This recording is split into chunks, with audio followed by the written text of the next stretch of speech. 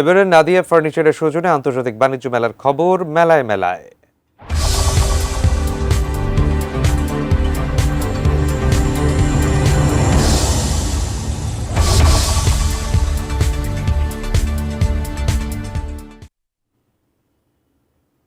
পর্দা উঠল ঢাকা আন্তর্জাতিক বাণিজ্য মেলার ৩০তম আসরের। শনিবার সকালে ঢাকার পূর্বাঞ্চলে মেলার উদ্বোধন করেন বাণিজ্য উপদেষ্টা শেখ বশিরউদ্দিন। এবারের মেলায় স্থানীয় উদ্যোক্তাদের সঙ্গে বিনিয়োগকারীদের সংযোগ স্থাপনে জোর দেওয়া হচ্ছে জানিয়ে বাণিজ্য উপদেষ্টা বলেন, মেলার প্রধান লক্ষ্য আন্তর্জাতিক বাজার সম্প্রসারণ। মাহাদি সেকেন্দারের রিপোর্টে থাকছে বিস্তারিত।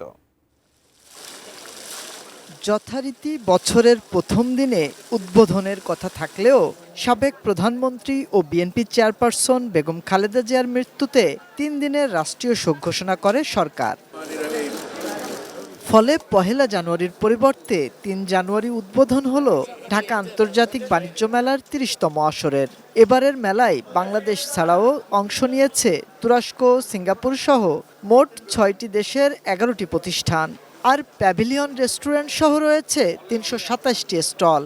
উক্ত এক্সপোর মূল লক্ষ্য ছিল আনুষ্ঠানিকভাবে মেলার উদ্বোধন করেন বাণিজ্য উপদেষ্টা শেখ বশিরউদ্দিন।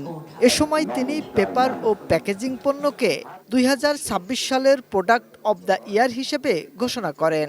আয়োজনের উদ্দেশ্য হল পণ্যের উন্নয়ন, বহির্মুখীকরণ, নতুন আন্তর্জাতিক বাজারে প্রবেশ ও বাজার সংযোগ, টেকসই অর্থনৈতিক প্রবৃদ্ধি অর্জন। এসব মেলার মাধ্যমে বাংলাদেশের ব্র্যান্ড ইমেজ শক্তিশালী হয় এবং দেশের সম্পর্কে ইতিবাচক ধারণা তৈরি হয়। উদ্বোধনের পরেই সাধারণ মানুষের জন্য খুলে দেয়া হয় মেলার গেট। আগত ক্রেতারা জানান, প্রথম দিনেই ছুটে এসেছেন পছন্দের পণ্য কিনতে। আইসক্রিম, পুতুল, ব্যান্ড, তুলি, পুতুল অনেক কিছু কিনবো। বাণিজ্য মেলায় সবাই নির্বিঘ্নে আনন্দ করুক এবং কেনাকাটা করুক।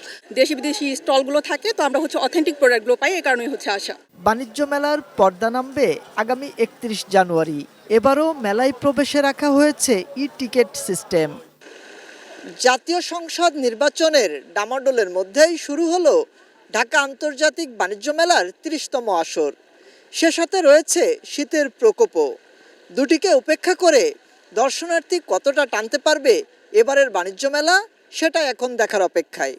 মাহাদি সেকেন্দার, এটিএন নিউজ, পূর্বাচল, ঢাকা। এবারে বাণিজ্য সংবাদ presented by Pubali bank PLC.